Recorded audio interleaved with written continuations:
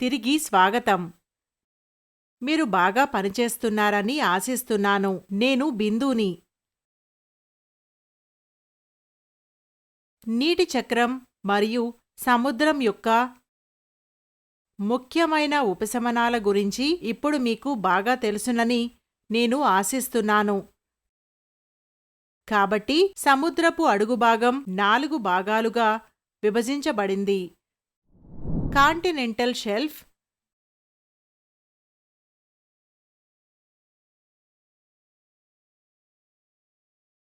Continental వాలు,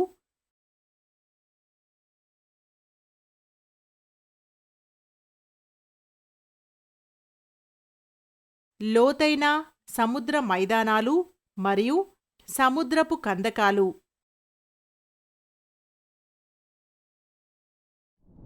మహాసముద్రాల గురించిన మరికొన్ని ముఖ్యమైన విషయాలను ఇప్పుడు చూద్దాం. అంశం నుండి హైడ్రోస్పియర్ క్లాస్ 9 సోషల్ స్టడీస్.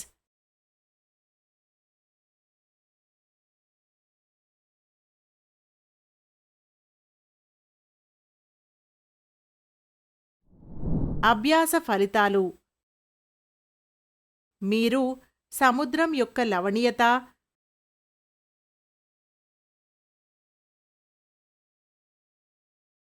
సముద్ర ఉష్ణోగ్రత,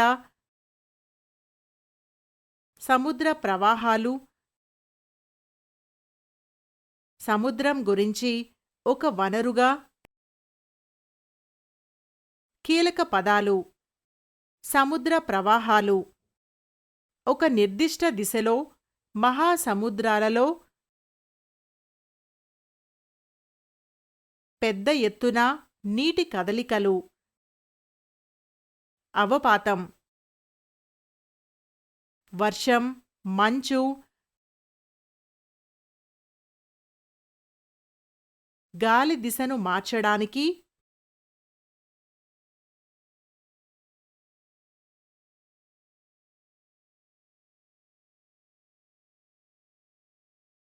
మరియు వేగాన్ని తగ్గించడానికి గాలుల ఘర్షణ గ్లైడింగ్. అధిక అక్షాంశాలలో ఉద్భవించి భూమధ్య రేఖవైపు ప్రవహించే ప్రవాహాన్ని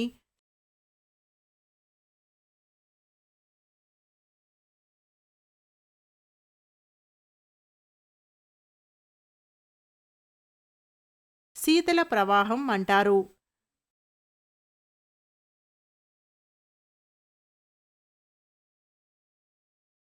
వెచ్చని ప్రవాహాలు భూమధ్య రేఖ దగ్గర ఉద్భవించి ధృవాల వైపు ప్రవహించే విద్యుత్తును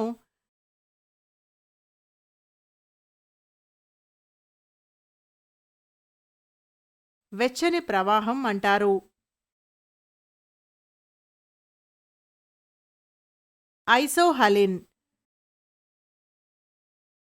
జల వ్యవస్థలో సమాన లవణీయత పాయింట్లను కలిపే పంక్తులు లేదా ఆకృతులు.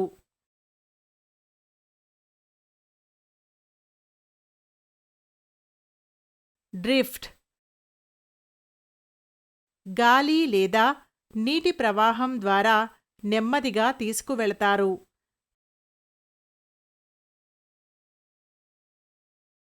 కాన్సెప్ట్ మ్యాప్ని తనిఖీ చేద్దాం.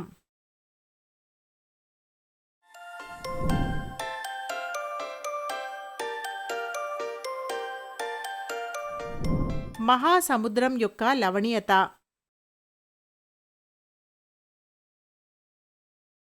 మహాసముద్రాలు మంచినీటికి బదులుగా ఉప్పు నీటితో ఎందుకు నిండిపోతున్నాయని మీరు ఎప్పుడైనా ఆలోచించారా? ఉప్పు ఎక్కడ్నుండి వచ్చింది? మరియు మీ భోజనాల టేబుల్పై మీరు కనుగొన్న ఉప్పు అదేనా? సముద్రాలలోని ఉప్పులో ఎక్కువ భాగం భూమి నుండి వస్తుంది. మిలియన్ల సంవత్సరాలలో వర్షం, నదులు మరియు ప్రవాహాలు సోడియం క్లోరైడ్ NaCl సమ్మేళనాన్ని కలిగి ఉన్న రాళ్లపై కొట్టుకుపోయాయి మరియు దానిని సముద్రంలోకి తీసుకువెళ్ళాయి.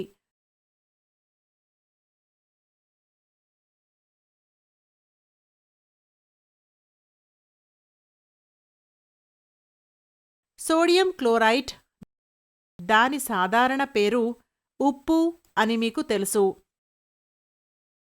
మహాసముద్రాలలోని ఉప్పులో కొంత భాగం సముద్రపు అగ్నిపర్వతాలు మరియు హైడ్రోథర్మల్ వెంట్ల క్రింద నుండి వస్తుంది.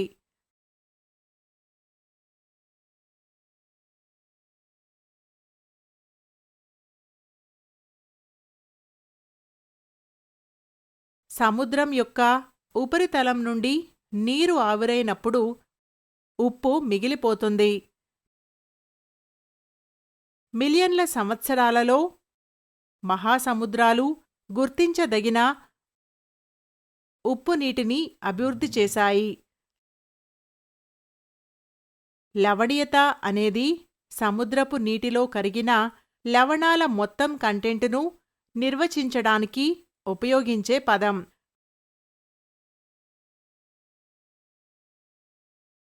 మహాసముద్రాల సగటు లవణీయత 35% లేదా 1000 నీటిలోని 35 భాగాల ఉప్పు.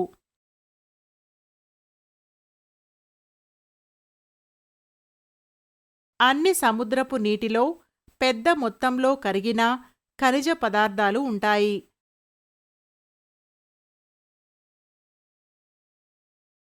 వీటిలో సోడియం క్లోరైడ్ లేదా సాధారణ ఉప్పు మాత్రమే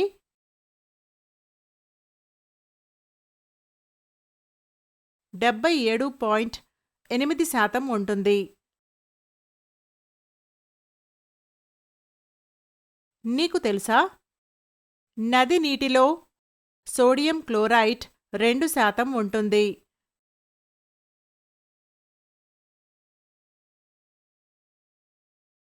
సముద్రం యొక్క ఉపరితల పొరలపై లవణీయతను ప్రభావితం చేసే కారకాలు: బాష్పీభవనం మరియు అవపాతం. తీర ప్రాంతాలలో, నదుల నుండి మరియు ధ్రువ ప్రాంతాల నుండి మంచినీటి ప్రవాహం ద్వారా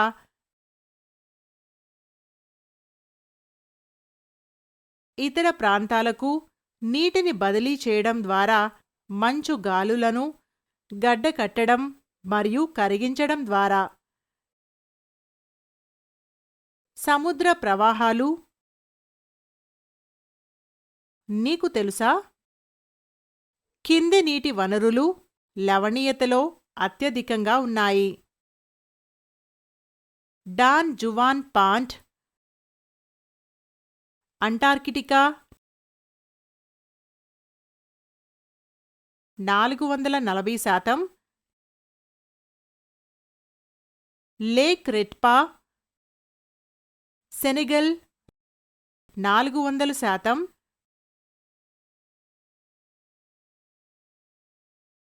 లేక్ వాండా అంటార్కిటికా 350%, మరియు కింది జలవనరులు లవణీయతలో అత్యల్పంగా ఉన్నాయి. బాల్టిక్ సముద్రం 10%, హడ్సన్ బే 3-15%, ఐసోహలిన్ అదే స్థాయిలో లవణీయత ఉన్న సముద్రంలో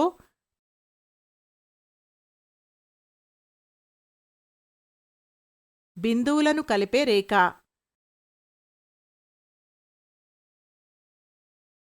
సముద్ర ఉష్ణోగ్రత. భూమితో పోల్చినప్పుడు మహాసముద్రాలలో ఉష్ణోగ్రత పెద్దగా వైవిధ్యాన్ని చూపదు, కానీ ఈ చిన్న వైవిధ్యాలు గొప్ప ప్రభావాన్ని చూపుతాయి.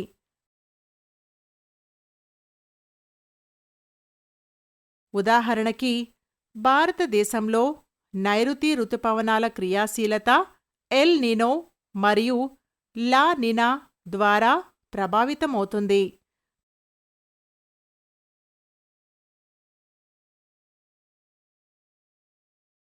పసిఫిక్ మహాసముద్రంలో ఉష్ణోగ్రతలో మార్పుల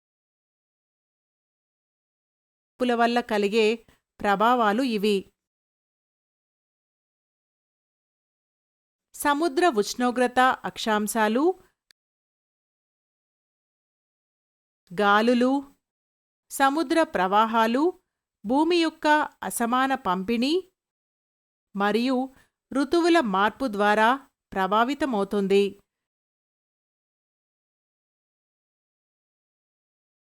సాధారణంగా మహాసముద్రాలలో ఉష్ణోగ్రత 20°C నుండి 29°C వరకు ఉంటుంది. నీకు తెలుసా, లోతట్టు సముద్రాలలో అత్యధిక ఉష్ణోగ్రత నమోదవుతుంది.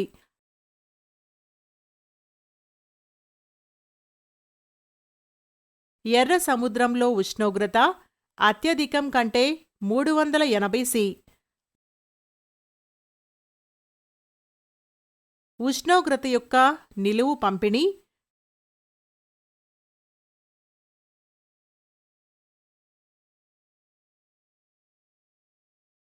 సముద్రాల లోపలికి వెళ్లే కొద్దీ ఉష్ణోగ్రత తగ్గుతుంది. ఉష్ణోగ్రతలో పతనం మొదటి కిలోమీటరు వరకు చాలా నిటారుగా ఉంటుంది. ఆ తరువాత 5 కిలోమీటర్ల లోతు వరకు స్థిరమైన క్షీణత ఉంటుంది.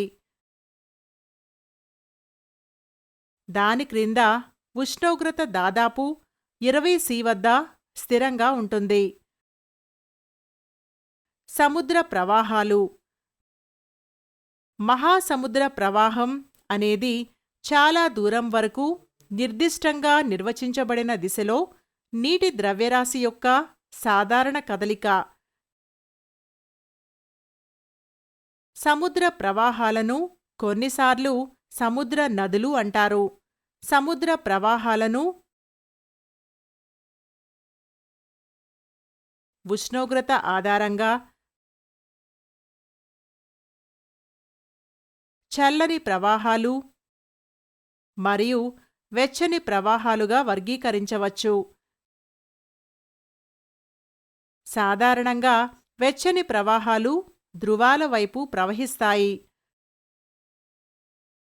చల్లని ప్రవాహాలు భూమధ్యరేఖ వైపు ప్రవహిస్తాయి.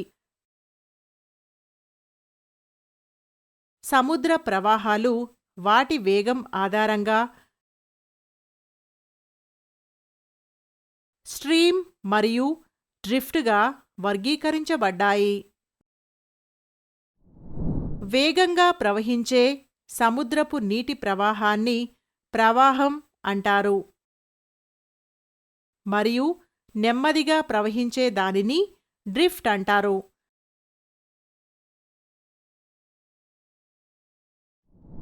మహాసముద్ర ప్రవాహాలు క్రింది కారకాల వల్ల కలుగుతాయి.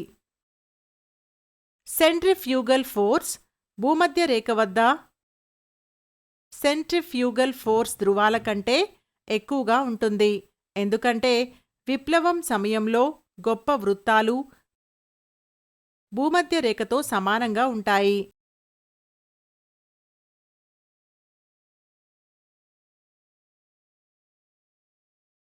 ఈ శక్తుల వైవిధ్యం భూమధ్యరేఖ నీటిని ధృవాల వైపు కదిలేలా చేస్తుంది.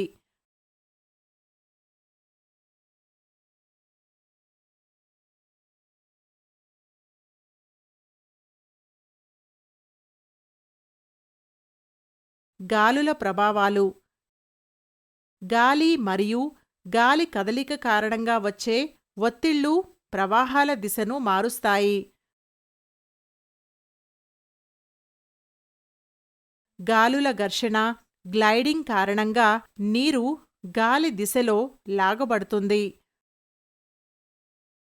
ఈ విధంగా గంటకు 50 మైళ్ల వేగంతో గాలి ప్రవాహాన్ని ఉత్పత్తి చేస్తుంది.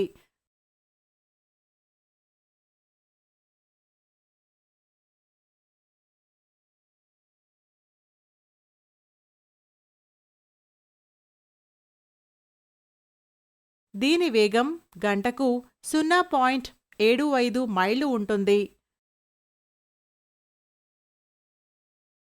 అవపాతం.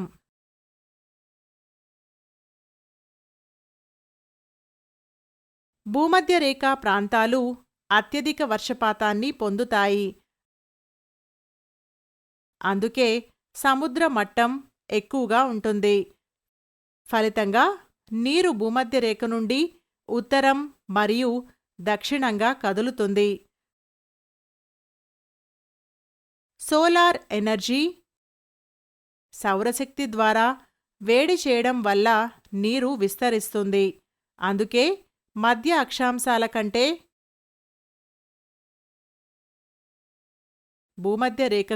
భూమధ్యరేఖకు సమీపంలో సముద్రపు నీరు దాదాపు 8 సెంటీమీటర్ల ఎత్తులో ఉంటుంది. ఇది చాలా తక్కువ ప్రవణతను కలిగిస్తుంది మరియు నీరు వాలుపైకి ప్రవహిస్తుంది. ఒక వనరుగా సముద్రం. భూమిపై చాలా జీవులు నీటి కింద ఉన్నాయి. మహాసముద్రాలలోని అన్ని రకాల జీవరాశులను గుర్తించడం మానవులు ఇంకా పూర్తి చేయలేదు. పురాతన కాలం నుండి మానవులు తమ ఆహారం మరియు జీవనోపాధి కోసం సముద్రాలపై ఆధారపడి ఉన్నారు. సముద్రాలు, చేపలు మరియు ఉప్పు వంటి సమృద్ధిగా ఆహార వనరులను అందించాయి. మేము మా పరిశ్రమలు లేదా గృహాల కోసం ఇసుక, కంకర మొదలైన వాటిని కూడా ఉపయోగిస్తాము. మానవులు దాని నుండి ఫ్లోరిన్ మరియు అయోడిన్ వంటి ఖనిజాలను సంగ్రహిస్తారు. శక్తిని ఉత్పత్తి చేయడానికి సముద్రపు అలలను ఉపయోగిస్తారు. సముద్రపు అడుగుభాగం నూనెల కోసం తవ్వబడుతుంది. మహాసముద్రాలు మనకు రత్నాలు మరియు ముత్యాలను కూడా అందిస్తాయి.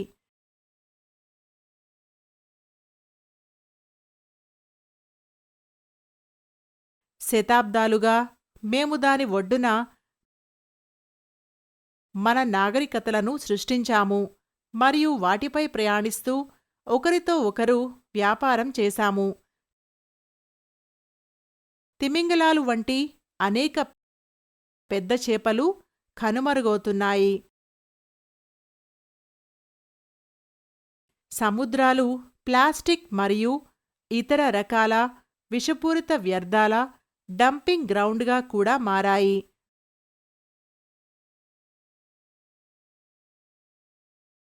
కాబట్టి మనం సహజ వనరులను తెలివిగా ఉపయోగించుకోవాలి మరియు భవిష్యత్ ఉపయోగం కోసం వాటిని రక్షించాలి. నీకు తెలుసా, మంచు మరియు మంచు రూపంలో స్వచ్ఛమైన నీటికి ప్రాప్యత 69.56%. భూగర్భ జలాలు 30.10%. నదులు, సరస్సులు మరియు జలాశయాలు 0.34%.